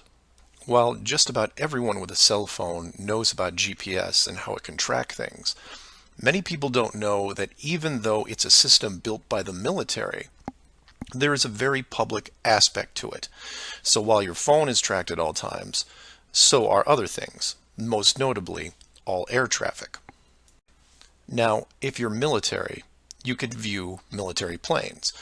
If you work at a cargo carrier like UPS or FedEx, you can view transport planes.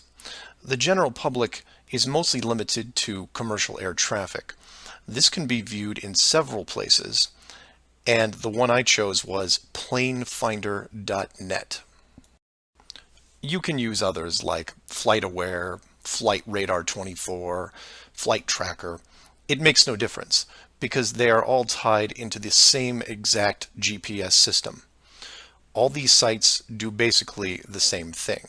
Track every commercial plane in the world from start to end in real time. So I spend day after day looking at the Plane Finder global map, which you see here. At any given time, it's tracking between 3,000 to 7,000 flights that are en route anywhere in the world. You'll notice two different colors for planes, red and yellow. Yellow just means there's a 5-minute delay in processing and only applies to the United States. The point here is, in order to prove out these flights that go against flat Earth theory, I need to watch a few as they cross either the South Pacific or Indian Oceans. The web page updates automatically, but just to be sure, I close and reopen the page every 30 minutes or so and wait for an ocean plane.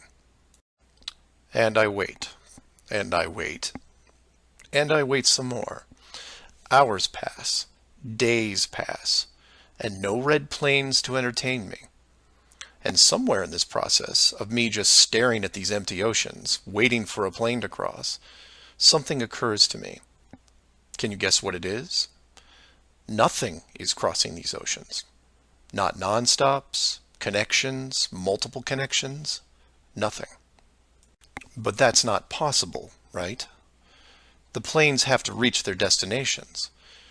So I change gears and just watch the coastlines of anything in the southern hemisphere, and I start to see it. I follow a simple plane out of Brazil on its way to South Africa, which, by the way, is not part of the long-haul argument. It's offshore just a few hundred miles.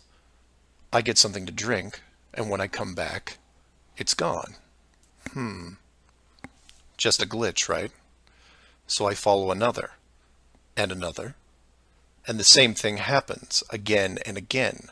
Once the plane reaches an imaginary line in the water, GPS makes it disappear. Then a friend who is also working on this problem sends me some links, which I've included in the description. I encourage you to take a look at them. At first, they don't seem like much, just an average flight log showing speed, altitude, locations, things you could expect. Then you scroll down to about 3:30 in the morning, and the location drops away and is replaced by either the word approximate or the word estimated.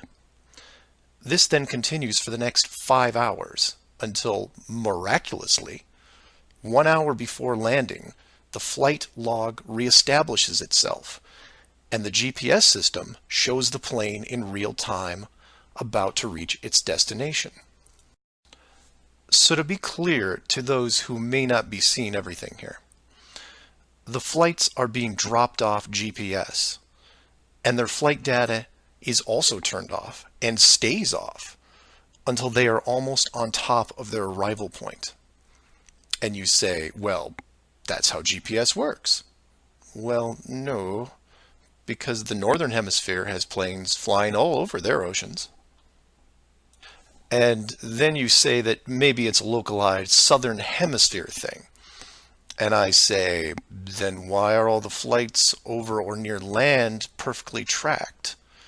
Furthermore, this is a US-based system with Americans flying on vacation every single day. You're telling me that those people aren't going to be tracked? In addition, the Vanishing Plane Act is happening to not only the South Pacific and Indian Oceans, which I would expect, but also the South Atlantic, which isn't part of the flat Earth argument. There are a bunch of flights that cross this relatively small ocean between South America and Africa, and every one of the planes is hidden shortly after takeoff. So then you say, what would be the purpose of hiding those shorter routes in the Atlantic? It's because of something I didn't see right away. If you hide one flight, you have to hide them all. Showing the GPS routes in the Atlantic, but leaving out the Pacific and Indian Oceans would raise different questions. So the logic here, despite being very sneaky, is sound. The third rule is that the flat Earth has no shortcuts. If you look at the azimuthal equidistant map again, and look close, you notice that while the South Pacific, South Atlantic, and Indian Oceans make up the lower sections on a globe, they make up the outer ring on a flat model. In that model, there is no shortcut between Australia and South America. If you are creating flight routes, you have only two choices. You take the long way around, clockwise or counterclockwise, and stay on the ocean. Or you cut across the land in the middle. But if you cut across the land, you have to create connections, because on a globe, it wouldn't make sense to fly over the top of the United States to get to South America. Neither of these choices are ideal. So the authority came up with a compromise. Disable GPS and lose the planes for every ocean flight in the Southern Hemisphere. Then reactivate them once the destination is reached. This is just one of the lengths that they are willing to use to keep you from seeing it. Don't just hide some things, hide everything, so that maybe the topic isn't addressed. And some would come back and say, well, nice going. You just pointed out a flaw in their system, and sooner or later they will fix the gap. Maybe. But not soon, I think. Remember, this is a rule, not a guideline. They can't change the map, so they have to work within its limitations. If they have a better workaround, I can't wait to see it. So do your own research and ask questions. Oh, by the way, welcome to the Flat Earth, and enjoy your flight. Flat Earth Clues Part 10, Hiding God. This is part of a series of clues that can help you get your head around both the design of the flat Earth system we live in and who has been involved in the deception to hide it from you. As you can tell from the title, I'm taking a different approach. Eventually, I was going to have to address the question of what happens next, or what we do now with the information at hand. If you've made it through the guide and the first 9 clues, then at this point you're either buying into the flat model or on the fence. If this is the first one you went to because of the title, I recommend you go back, because we're not going to do much in the way of reviewing. But if you're still with me, then you would agree that 1, the world you've been taught has been kept from you, and 2, one way or another, you would like to prove this out. So how is this possible? The authority in question who created what you call the globe is guarding all the gates. They protect the sky, the outer edge, and most importantly, the education system that shows us at an early age what they want us to see. Nobody listening to this has their own spaceship or advanced rocket program. Nobody actually owns a long-distance icebreaker. And while some of you may have a private plane, I wouldn't recommend testing a military barrier that technically doesn't exist. But then again, you have to remember that this is not the story of David and Goliath. The hidden world was never going to be sustainable forever. As a civilization evolves, the tools the authority uses as a method of control become more vulnerable. I've learned many things about systems over the years, and one thing that I find most interesting is as layers of strength increase, the higher the chance that they can be used to your advantage. But maybe I'm talking in riddles. I should be boiling it down to what can be done by showing you what's being hidden, what's important, and how it can be spread to others without looking like a crazy person. To be clear, and I can't stress this enough, do not start conversations with the word flat earth. Think of it like Fight Club. The first rule of Flat Club is that you do not talk about Flat Club. Before you started waking up and watching all these things, you were like me. You laughed and mocked everything that was flat earth. You may have learned faster than others, but the knee-jerk reaction by 99% of the people was created the day they sat down in a classroom and stared at the globe. Look at the videos, not just mine, but others who are putting forward some great arguments, and ask the questions that people can relate to. I'm going to introduce 3 very important questions that you can use, each with a statement that precedes it, and each statement is a motivation for a different group of people. If you don't fall into one of these 3 groups, then I guarantee you know people that do. The first statement is this: you are being hidden. What do I mean by that? Well, this goes back to Clue 7 and Clue 9, which talk about the flights in the Southern Hemisphere. If you are flying a plane over the Southern Hemisphere, your flight is not being tracked. How can this be used to find out the truth? It's simple, it's quick, and it costs no money. No matter what country you live in, send a quick note to your local, state, or federal representative and ask them this question: why are citizens of our country flying over oceans without the safety net of the GPS system? And remind them that GPS stands for global, not partial. Without GPS, anything could happen to your plane and no one knows where you are. And while you're at it, remind them that the GPS system was built by the United States Department of Defense, who never does anything small.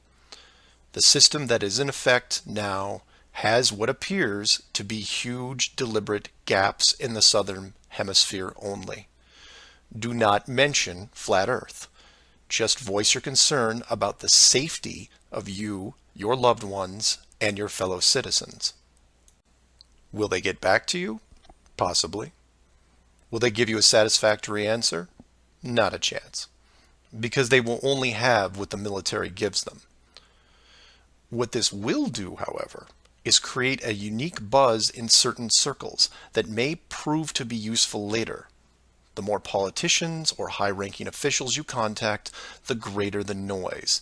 The motivation here, as you can tell, is general public concern.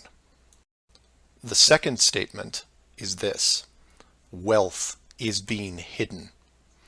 What do I mean by that? Goes back to Clue 2 and every other mention regarding Antarctica. In 1954, it was announced on national television that the continent was just millions of miles of rich energy resources. And by 1959, it was sealed off like Area 51. How can this be used to find out the truth? By contacting anyone you know in either the petroleum, natural gas, or mineral industry. This means ExxonMobil, British Petroleum, Royal Dutch Shell, Chevron, ConocoPhillips, BHP Billiton, Rio Tinto, Glencore, Anglo-American, and there are many others. Find anyone in these companies and make inquiries about their prospects in Antarctica. Send them the link to the Admiral Byrd interview and ask them why, if there are no environmental conflicts regarding oil, gas, or mining, why aren't they allowed to even petition the idea, even when the world's energy resources are dwindling more every day? Put the sound of money in their ear. They may not be able to break through the decades of red tape laid out in front of them, but it will create a buzz from a different side, the motivation of greed, and of pristine resources just begging to be harvested. And finally, to preface the third statement, I need to thank all the people who have sent me stacks and stacks of biblical scripture, asking me to stop dancing around the title of the flat model and call the structure what it really is. And you know, they have a point.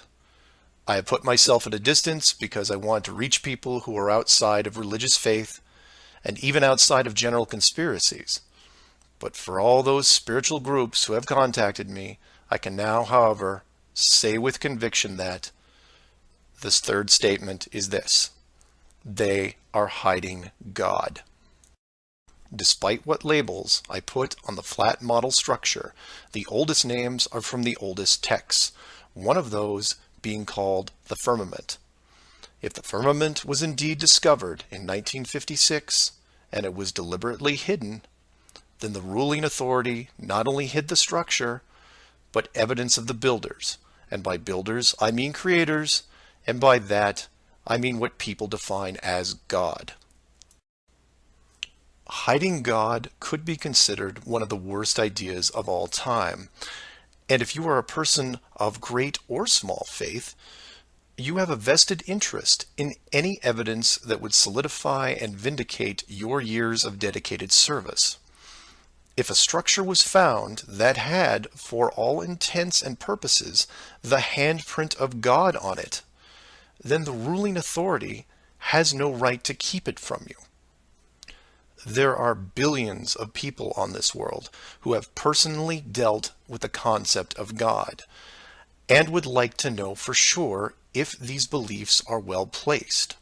Or, in short, you want to know the meaning of life. It's out there, and it's been hidden from you.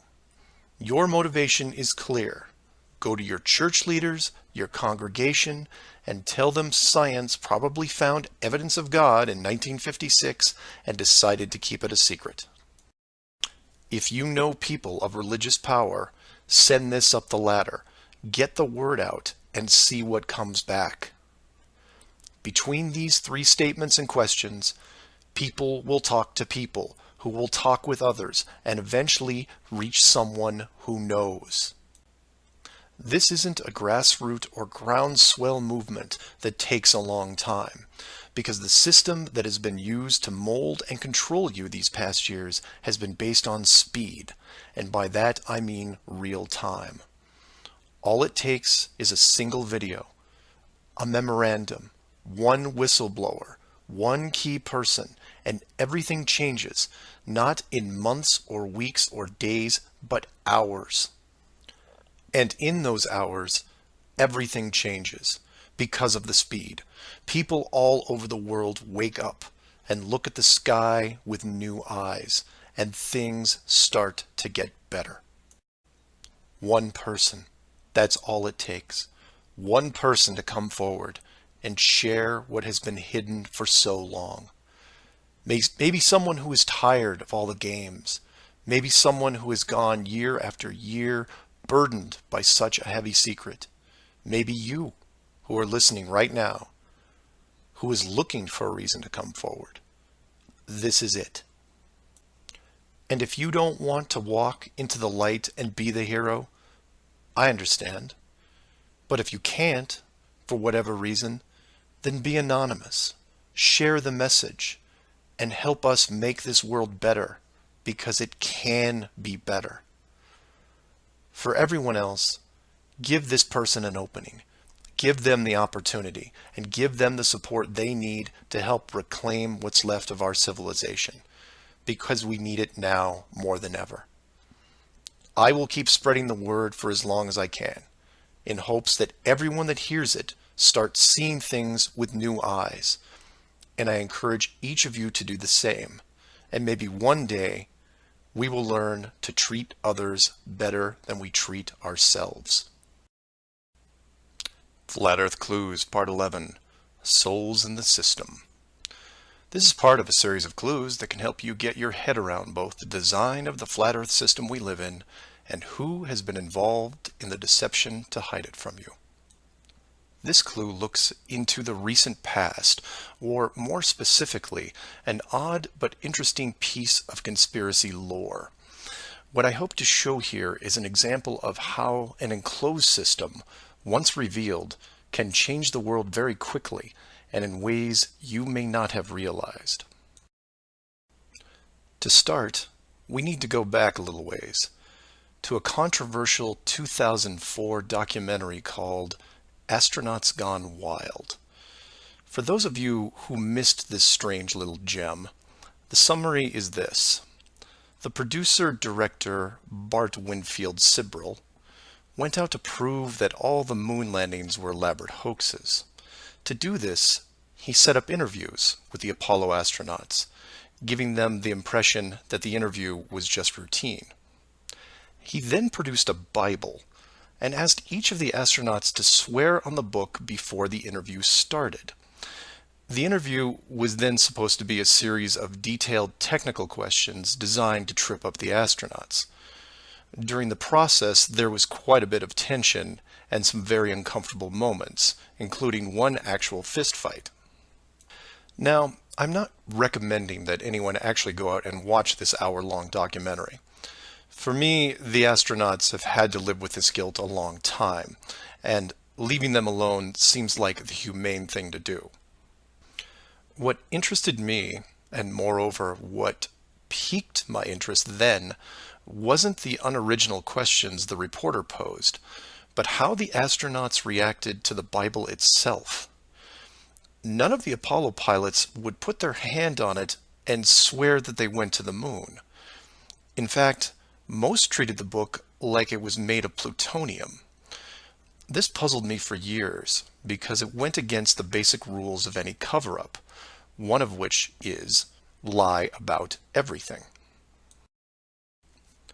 Now, the pilots of the Apollo program had done many interviews over the years, many televised, and had been going through their song and dance without really any instances of contention. So why not just go through the motions again? It is, after all, just a book, right? People lie under oath all the time. It's called perjury, and every country has an extensive system of laws and punishments to deal with it. These punishments don't seem to stop the people from committing perjury, and you can read about it almost every day. Furthermore, the astronauts were not in court. This was just a room, sometimes their own home. So swearing on the book would, for all intents and purposes, be meaningless. And this sat in the back of my head for years, because it didn't make sense. Why would astronauts, trained by a very large military science program, be afraid of just putting their hand on the book and just tell one more lie? Well, for them, it may have been more than just a book. It may have been a symbol of something much bigger. You see, for you, me, and almost everyone else, a holy book is a symbol of faith, because the creator or creators have yet to be revealed. But if you knew that the creators were real, then the book becomes something much more tangible, more relevant, more sobering. Or more to the point, the Apollo astronauts would have been let in on the enclosed system during their tenure with NASA, and over the decades, this system created certain truths for these men. one of which is someone could be watching. Now, whether the builders/creators are actually watching every little thing we do can be debated, but if you have proof that they are real, then the thought of your every move being scrutinized is a very real possibility. This is what you and I may suspect, but don't feel. The Apollo pilots, however, are a different story. If they were shown how the world really looked, then their attitude towards the book takes on a whole new meaning. In fact, it didn't have to even be a Bible. It could have been an encyclopedia or a piece of wood, because it was the idea that made them pause. And if you're still not getting it, then I'll ask you directly. If you actually saw some of the creators' handiwork and knew that there was a chance you were being watched, and there was a scorecard involved, would you swear against that and lie about something? Would you roll those dice and take the chance? Or to put it another way, everyone has gotten frustrated about something, then looked up and cursed the sky. Would you still do that if you knew that a creator was up there and possibly listening? That's just one example of how knowledge of the enclosed system changes people. The astronauts didn't want to roll the dice and lie because there was a real fear of retribution. And while they were confident that a bolt of lightning wasn't going to strike them down, they also weren't going to push their luck. And we all take on the same approach in daily life. Everyone who drives has run a stoplight. We know when we see the yellow light that it's too far away, so we hit the gas and hope for the best, especially if the traffic is light and we aren't putting anyone in danger. But you take that very same intersection and put a red light camera on it, well, then things change, don't they? Do you hit the gas and roll the dice? Not a chance. You hit the brakes and hope that you can stop in time because you are being watched. You may not be a model driver by any sense of the word, but you understand this rule and this place, and you don't break it. And this one aspect is why I'm pushing so hard to see the enclosed system revealed. Because as a civilization, we seem to be only as good as what we can get away with. This isn't an issue with freedom, it's an issue with doing the right thing. You know that running red lights is a bad idea. The camera is a reminder of that. Imagine all the things that would change for the better if the enclosed system was revealed. Would you lie to hurt someone? Would you rob a bank, commit fraud, or embezzle? Would you steal anything unless your life depended on it? And while people would still get angry and fight, would they maim each other? Would they kill? Would anyone knowingly commit murder? Would you bully or extort people for profit? In fact, knowing that the world was created, would you do anything malicious towards anyone? If the world is not a globe, but instead enclosed, then wars end. Hate crimes end. Maybe not overnight, but quickly. Because you may be, for the first time in your life, actually accountable for your actions. You realize now that you are a very real soul in this enclosed system, and you have a responsibility towards your fellow man, one that can be boiled down into one simple rule: treat others better than you treat yourself. This is why it's so important to show the world as it really is. This is why I am asking the authority itself to open the door and let this secret come through. You've kept this hidden for too long, and the people who live here with you have been through enough. This isn't about money or power anymore. It's about our very souls, the essence of who we are. Wealth and titles don't define your heart. Hiding the entire world may have seemed like a good idea at the time, but we have gone way beyond that. Have you actually seen our home recently? This needs to be fixed, and it needs to be now. The people won't forget the deception, but they will forgive you for it, because a truth like this will make them more noble, something we should have been since the beginning. So do your own research, and always, always ask questions, because that's the only way you will find all forms of the truth. Feel free to email me at msargent23@comcast.net or 303-494-6631.